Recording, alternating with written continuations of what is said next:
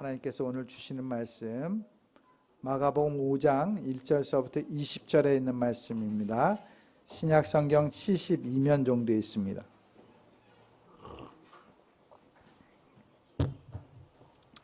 마가복음 5장 1절서부터 20절에 있는 말씀. 조금은 길지만 우리 같이 함께 이 하나님의 말씀을 봉독할 때 주님의 음성을 들을 수 있길 바랍니다. 같이 함께 한 목소리로 봉독합니다. 시작.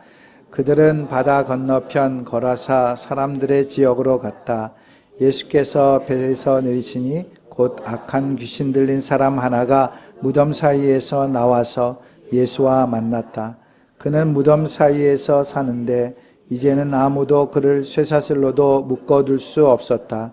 여러 번 쇠고랑과 쇠사슬로 묶어두었으나 그는 쇠사슬도 끊고 쇠고랑도 부수었다. 아무도 그를 휘어잡을 수 없었다. 그는 밤낮 무덤 사이나 산속에서 살면서 소리를 질러대고 돌로 제 몸에 상처를 내곤 하였다. 그가 멀리서 예수를 보고 달려와 엎드려서 큰 소리로 외쳤다. 더없이 높으신 하나님의 아들 예수님, 나와 무슨 상관이 있습니까? 하나님을 두고 애원합니다. 제발 나를 괴롭히지 마십시오. 그것은 예수께서 이미 그들에게 악한 귀신아 그 사람에게서 나가라 하고 명하셨기 때문이다. 예수께서 그에게 물으셨다. 내 이름이 무엇이냐? 그가 대답하였다. 군대입니다. 우리의 수가 많기 때문에 붙여진 이름입니다. 그리고는 자기들을 그 지역에서 내쫓지 말아달라고 예수께 간청하였다. 마침 그곳 산기슭에 노하기르는 큰 돼지떼가 있었다. 귀신들이 예수께 간청하였다. 우리를 돼지들에게 보내셔서 그들 속으로 들어가게 해 주십시오. 예수께서 허락하시니 악한 귀신들이 나와서 돼지들 속으로 들어갔다. 거의 2,000마리나 되는 돼지떼가 바다 쪽으로 비탈을 내리달라 바다에 빠져 죽었다. 돼지를 치던 사람들이 달아나 읍내와 시골에 이 일을 알렸다. 사람들은 일어난 일이 무엇인지 보러 왔다. 그들은 예수께서 와서 귀신 들린 사람, 곧 군대 귀신에 사로잡혔던 사람이 옷을 입고 제정신이 들어 앉아있는 것을 보고 두려워하였다. 처음부터 이 일을 본 사람들은 귀신 들렸던 사람에게 일어난 일과 돼지떼에게 일어난 일을 그들에게 이야기하였다. 그러자 그들은 예수께 자기네 지역을 간청하였다. 예수께서 배에 오르실 때에 귀신 들렸던 사람이 예수와 함께 있게 해달라고 애원하였다. 그러나 예수께서는 허락하지 않으시고 그에게 말씀하셨다. 내 집으로 가서 가족에게 주인께서 너에게 큰 은혜를 베푸셔서 너를 불쌍히 여겨주신 일을 이야기하여라. 그는 떠나가서 예수께서 자기에게 하신 일을 데가볼리에 전파했다. 그리하니 사람들이 다 놀랐다. 이것은 주님의 말씀입니다. 감사합니다. 아멘. 오늘은 강사 목사님을 초빙해서 말씀을 듣습니다. 양정호 목사님. 제가 사람을 소개하는데 잘 소개를 못해요. 그러나 제가 좋은 사람을 소개를 합니다. 어쨌든 우리 양정호 목사님은 제 후배이기도 하지만 참 겸손하게 잘 섬기는 분이에요. 모세골 여기 모세골에서 이제 사역을 하시는 중에서 이제 다음 사역지를 위해서 준비하는 가운데 있습니다. 우리 양정호 목사님이 내 가족에게 알리라 라는 제목을 가지고 말씀을 전할 때 주님의 은혜가 함께 할 수 있기 바랍니다.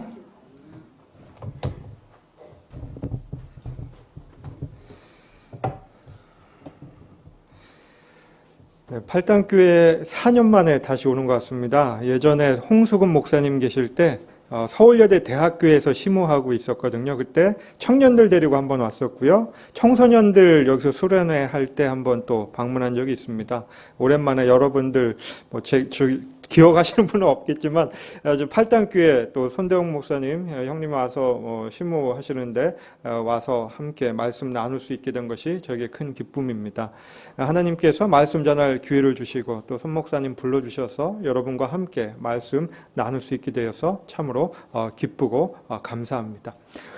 오늘 함께 읽은 본문 말씀 마가복음 5장 1절로 20절까지 말씀에는 예수님의 시선을 사로잡았던 특별한 한 사람의 이야기가 기록되어 있습니다. 좋은 의미에서건 좋지 않은 의미에서건 뭔가 특별하다라고 하는 것은 다른 사람들과 다르다는 것을 의미를 하죠. 군대 귀신 들렸던 사람이 예수님을 만나기 이전에는 이 부정적인 의미로 특별한 사람, 남다른 사람이었고요. 또 예수님을 만난 다음에는 좋은 의미로 예수님을 만나서 변화되었기 때문에 좋은 의미로 남다른 사람, 특별한 사람이 되었다는 것을 우리는 본문 말씀을 통해서 확인해 볼 수 있습니다.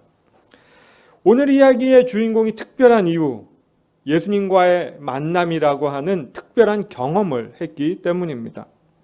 주인공이 예수님 만나기 전에는 어떠한 모습이었는지, 또 예수님을 만난 후에는 어떻게 변화되었는지, 변화된 그 사람이 어떻게 변화되었음을 증거했는지, 이러한 내용들을 살펴보면서 하나님께서 사용하시는 특별한 사람, 그 사람에게 부탁하신 일이 무엇인지 오늘 하나님께서 우리에게 들려주시는 그 음성에 귀 기울이기를 원합니다.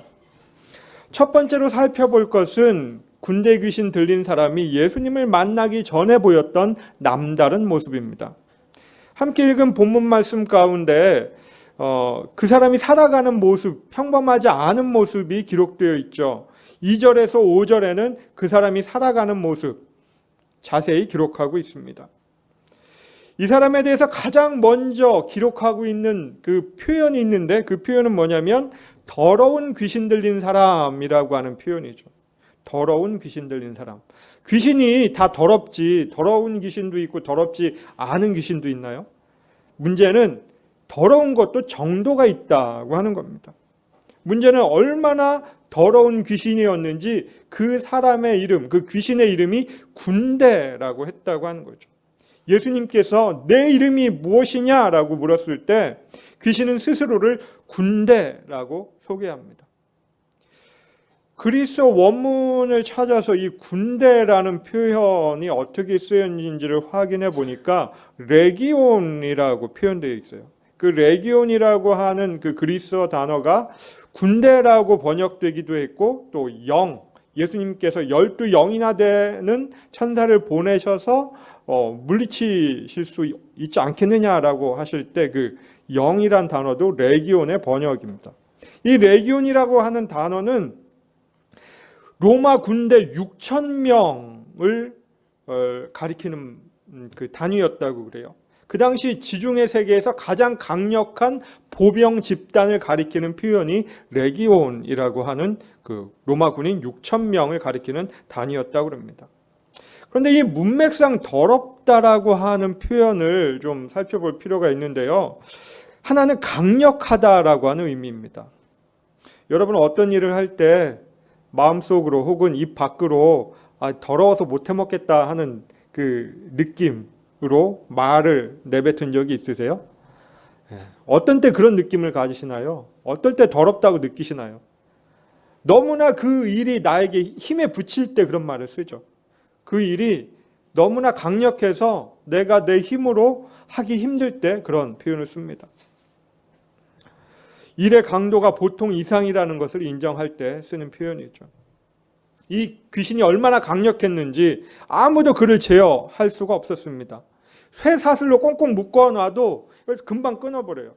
쇠 고랑으로 차놔도 금방 쇠 고랑을 끊어버립니다. 아무도 그 어떤 무엇도 그를 제어할 수 있는 힘이 부족했다고 하는 것이죠. 더럽다는 말은 또한 거룩하지 않다라고 하는 의미입니다.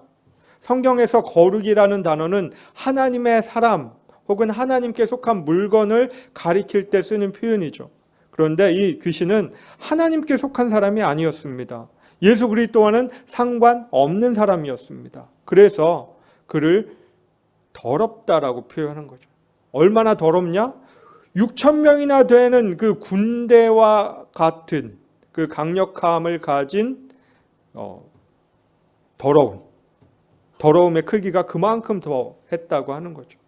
그래서 우리가 더러운 군대 귀신이라고 할 때 그 사람이 얼마나 강력했는지, 얼마나 거룩하지 않았는지를 짐작해 볼 수 있다고 하는 거죠.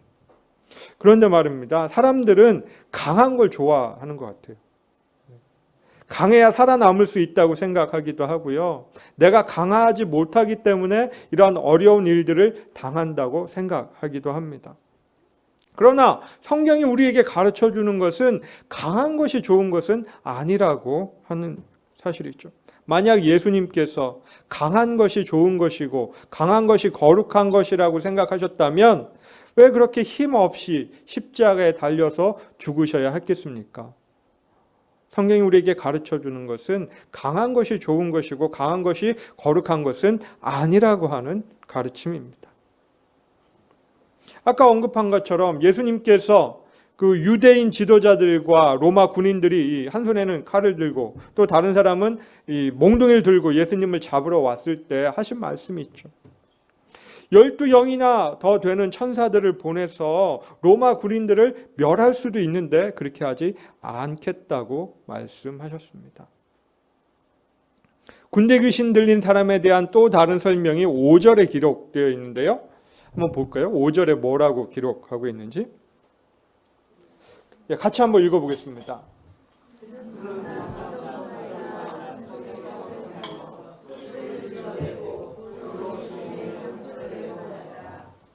그는 어디에서 살고 있었냐면 무덤에서 살고 있었습니다. 무덤은 시체들, 죽은 것으로서 거룩하지 않다고 여겨지는, 부정한 것으로 여겨지는 시체를 묻어두는 곳이 무덤이죠. 거룩하지 않은 귀신이었기 때문에 거룩하지 않은 주검들 사이에서 살아갈 수밖에 없었습니다. 그리고 그는 소리를 질러댔다고 표현합니다. 왜 소리를 지를까요? 조용히 해도 될 말을 소리로 지르면서 이야기할 때는 이유가 있죠. 자기의 욕구나 감정을 제대로 표현할 수가 없기 때문에 소리를 지릅니다. 또 감정이나 욕구가 충족되지 않아가지고 또 그 마음의 이 분노나 두려움이나 어떤 다른 부정적인 감정들 때문에 소리를 지르게 되는 것이죠. 원하는 것이 이루어지지 않는다고 소리를 지를 수도 있고요. 또 소리를 지르는 것으로 끝나는 것이 아니라 돌로 자기의 몸을 상처를 냅니다. 돌로 자기의 몸을 상처되는 이 사람, 어쩌면 자기를 사랑하지 않기 때문이기도 할 거고요. 다른 사람을 위협하기 위해서 자기 몸에 상처를 내기도 했을 겁니다. 상처는 싸매줘야 되고 치료를 받아야 하는 것인데 이 귀신 들린 사람을 오히려 상처를 내고 있어요. 상처를 싸맬 생각도 않고 그냥 그대로 상처를 내놓고 다닙니다. 그러면 상처가 더 악화되겠죠. 이러한 더러운 귀신 들린 사람의 모습, 그런데 그 모습을 우리의 일상생활에서도 어렵지 않게 발견할 수 있다는데 인생의 문제가 있는 것이죠. 어떤 사람들은 이 물리적인 힘이나 또 어떤 제도적인 힘으로 제어할 수 없는 사람들이 있습니다. 막 그 자기 하고 싶은 대로 해요. 뭐 어떤 제도나 권위나 뭐 이런 것에 아랑곳하지 않고 자기 멋대로 하는 사람들이 있습니다. 다른 사람과 어울리는 걸 싫어하죠. 뭐 무덤, 사람들이 가기를 꺼려하는 그런 곳에 사는 사람들처럼 다른 사람과 어울리기를 싫어하는 사람들이 있습니다. 저희 아이들도 보면 엘리베이터에서 다른 사람 마주치는 거를 되게 싫어하더라고요. 다른 사람들과 어울리는 거를 좋아하지 않기 때문에. 또 어떤 아이들은 소리를 지릅니다. 욕구가 이게 채워지지가 않아서 자기의 감정을 표현하지 못해서, 그리고 늘 자기의 분노를 다른 사람들에게 쏟아내는 사람이 있죠. 소리를 지르는 그 모습이 욕구가 충족이 안 돼서 그런 것으로 이해할 수도 있습니다. 또 상처는 어떻습니까? 누군가가 마음에 몸에 상처를 냈다고 하면 그것을 싸매야 될 텐데 싸매지 않아요. 싸맸다고 하더라도 계속 들춰내서 더러운 손으로 만집니다. 그리고 그 상처낸 사람을 늘 떠올리면서 원망하고 미워하고, 그런 모습들이 저나 여러분이나 우리 주변에서 볼 수 있는 흔한 모습들이죠. 이러한 모습들은 비록 더러운 귀신에게서만 나타나는 모습이 아니라 예수님을 만나서 변화되어야 하는 모습이라고 하는 것입니다. 두 번째로 살펴볼 내용은 군대 귀신 들린 사람이 인격적으로 예수님을 만난 이후에 변화되어 가는 모습입니다. 군대 귀신 들린 사람과 예수님 사이에 어떤 대화가 오고 갔는지 그 내용이 6절부터 15절에 기록되어 있습니다.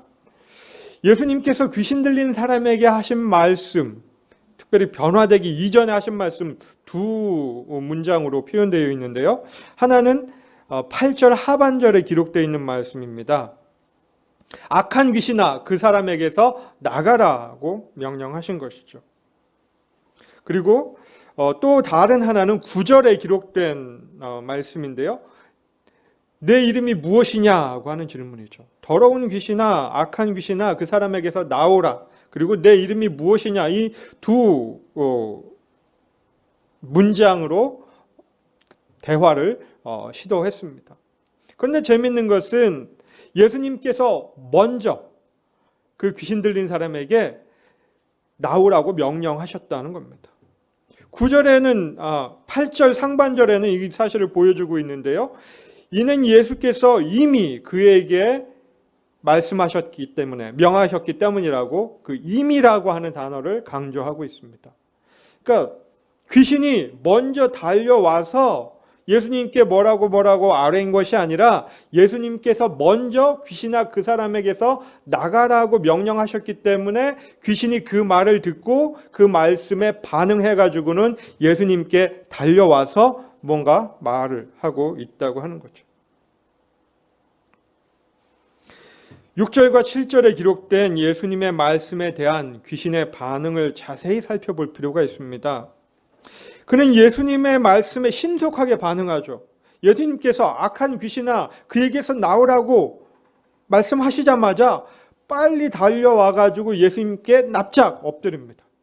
납작 엎드려가지고 뭐라고 말하냐면 지극히 높으신 하나님의 아들, 더없이 높으신 하나님의 아들 예수님, 나와 무슨 상관이 있습니까? 하나님을 두고 애원합니다. 제발 나를 괴롭히지 마십시오. 이 7절 말씀을 자세하게 살펴볼 필요가 있는데요. 왜냐하면 귀신 들린 사람과 같이 변화가 필요한 사람들의 특징을 이 9절이 자세하게 보여주고 있기 때문입니다. 대략 세 가지 특징을 잡아낼 수 있는데요. 첫 번째 특징은 귀신 들린 사람이라도 예수님이 하나님의 아들이라고 하는 사실을 인정한다고 하는 것이죠. 예수님에 대해서 많이 들어서 아는 것과 예수님을 주님으로 믿고 고백하는 것은 같지 않습니다. 귀신이 예수님을 알아봤어요. 하나님의 아들이라고. 그런데 그 하나님의 아들을 주님이라고 믿고 고백하지는 않습니다. 귀신이라도, 귀신 들린 사람도 예수님이 하나님의 아들이심을 알지만 그것을 믿지는 않는다고 하는 이 사실로부터 우리는 이러한 것도 생각해 볼 수 있죠.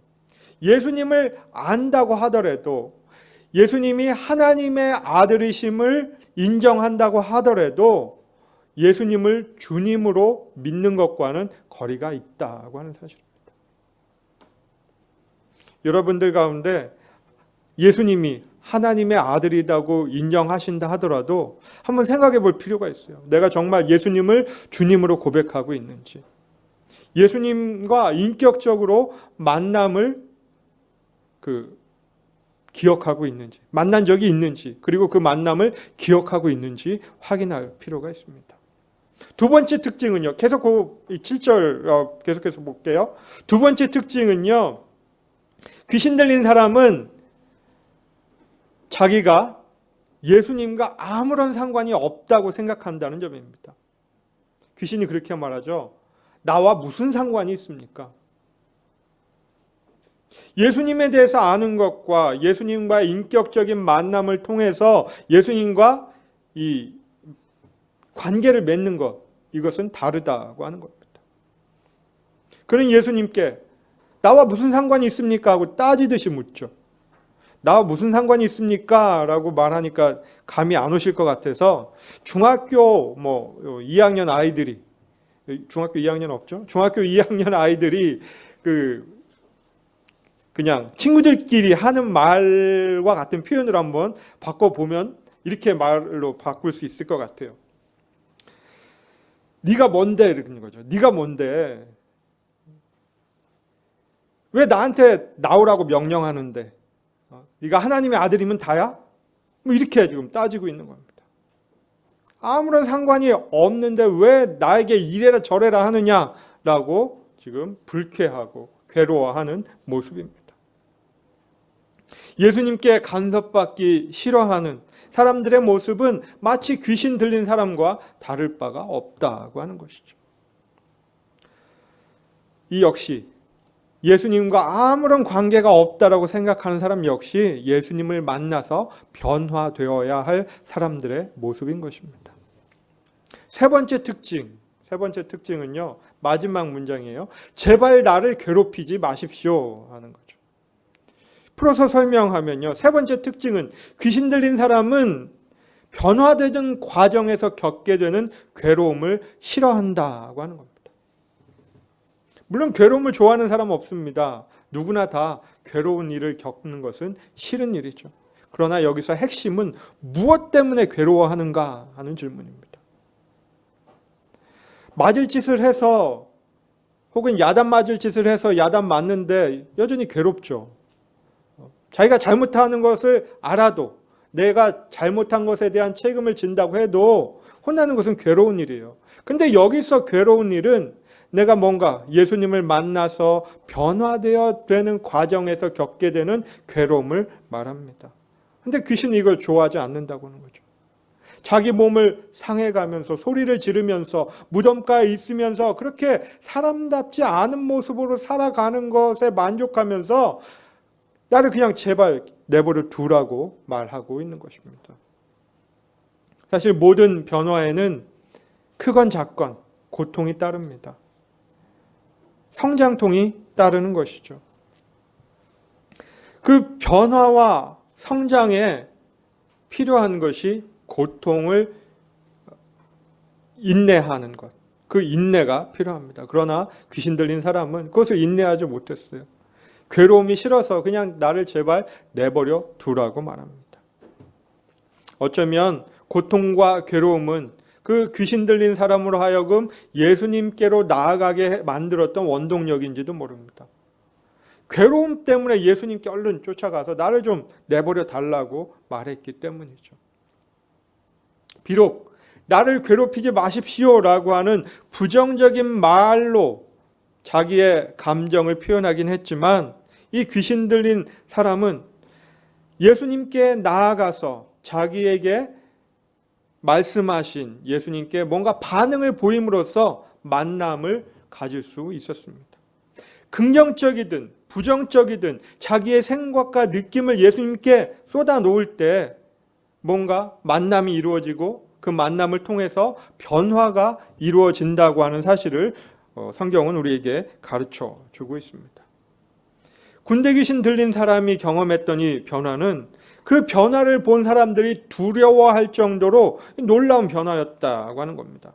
그래서 15절은 이 변화에 대해서 이렇게 기록합니다.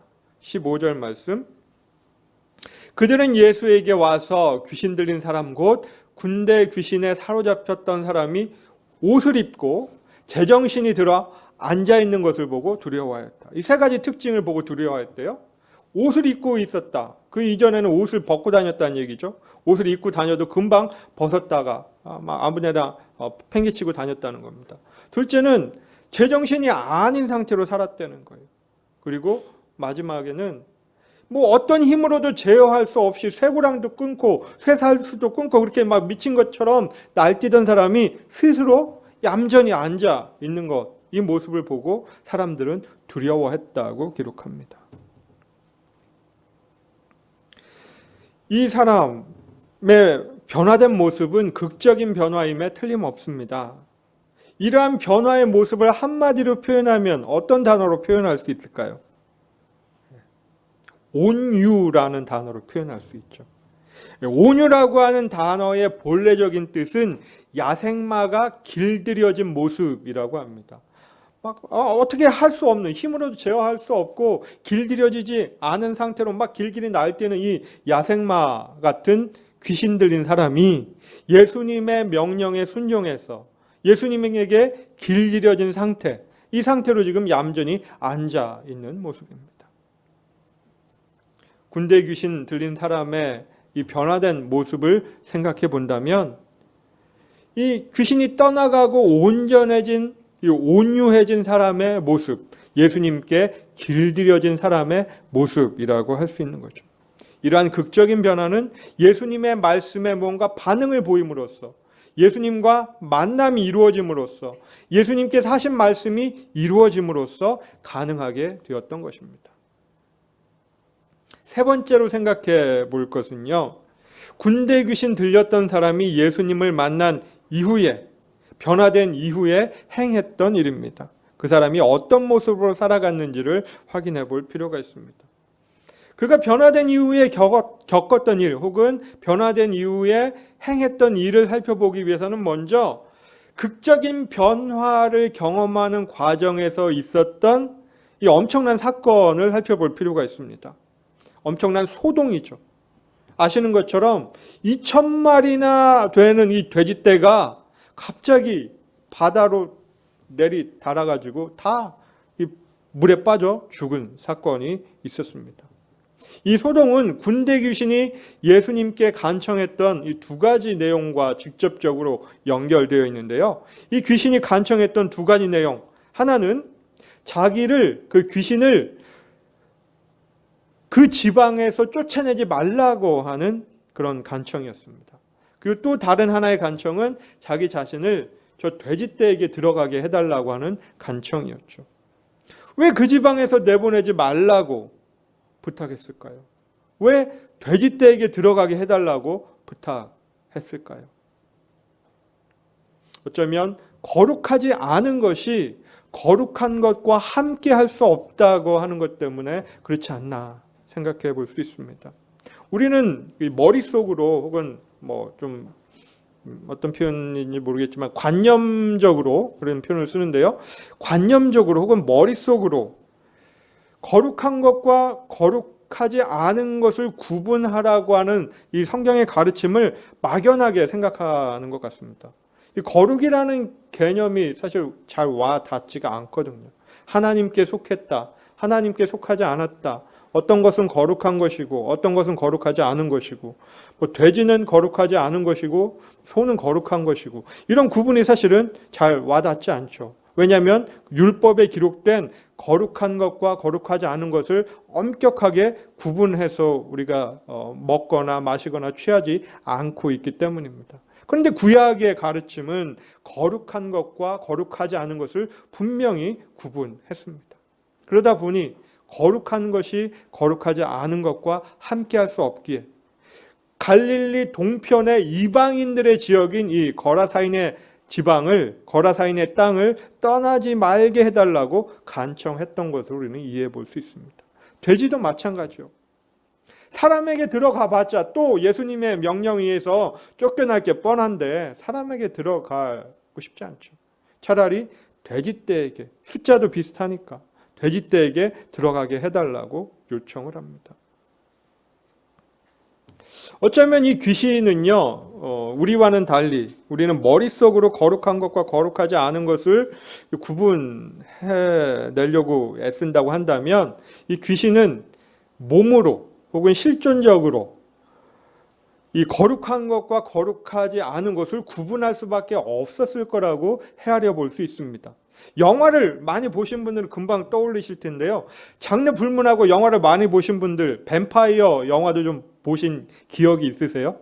뱀파이어가 햇빛에 나가면 몸이 타기 때문에 햇빛을 피해 다닙니다. 어둠 속에만 머물러요. 마치 그런 것과 같은 거라는 거죠.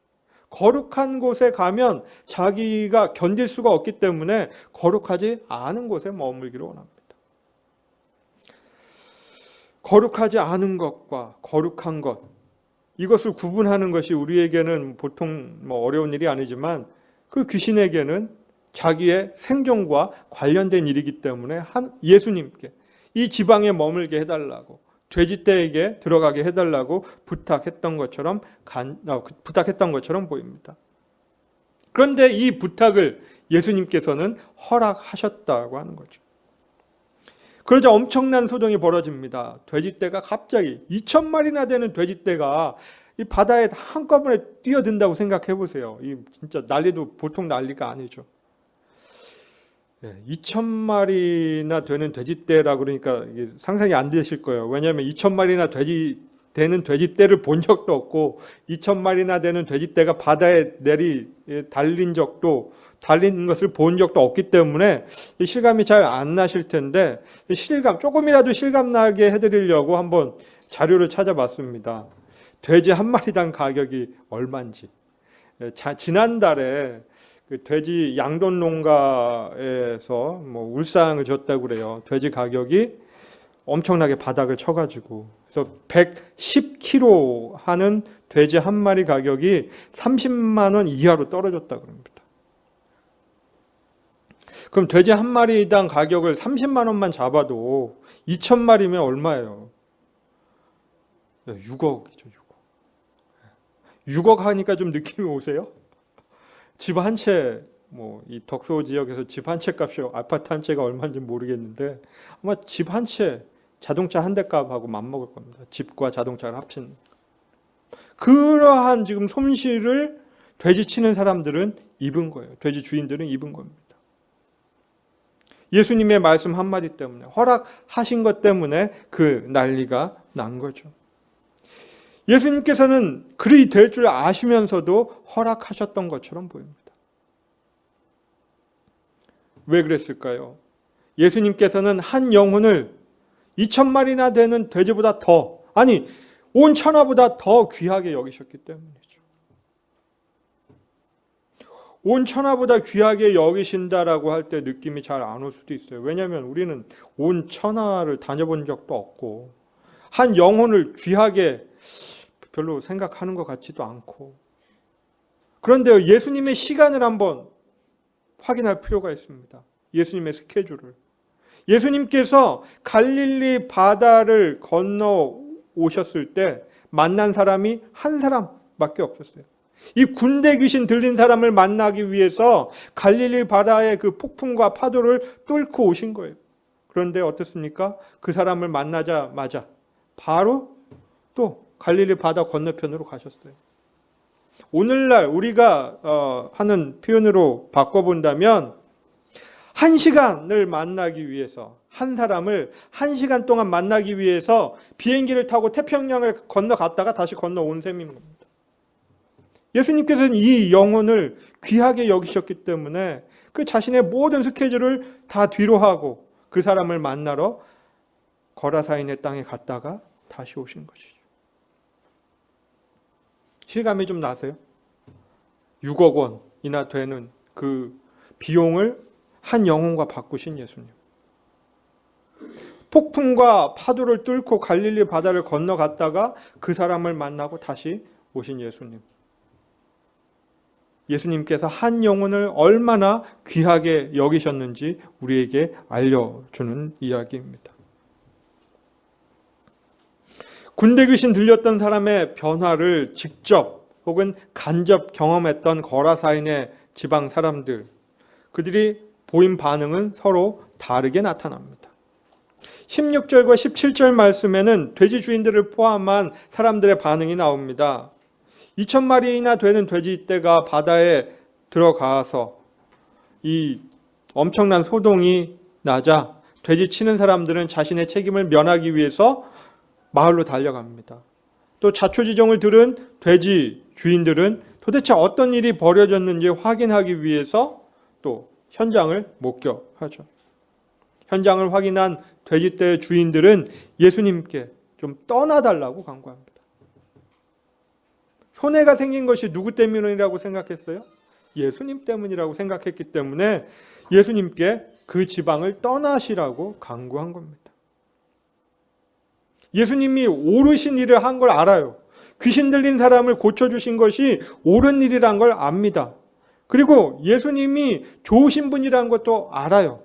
그런데 나에게 금전적인 손해를 끼친 분이라고 생각이 되는 한 예수님을 가까이 하고 싶어 하지 않는 것이죠. 이러한 모습이 이기적인 사람들의 모습입니다. 이와는 대조적으로 군대 귀신 들렸다가 이제 온전케 된 사람은 어떻게 반응합니까? 예수님을 좀 따라가게 해달라고, 예수님과 함께 있게 해달라고 애원합니다. 그런데 이번에는 예수님이 거절하세요. 나 따라다니지 말고 집으로 가라고 말씀하십니다.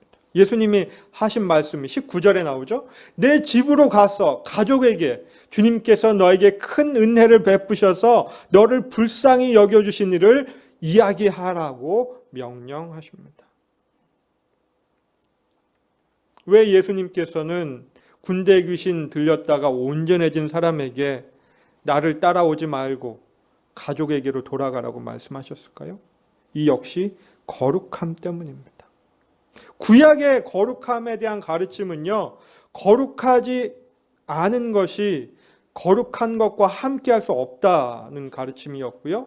또 비록 거룩한 것이라 하더라도 거룩하지 않은 것에 닿으면 이 거룩했던 것이 거룩하지 않게 된다고 하는 가르침이 구약의 가르침이었어요.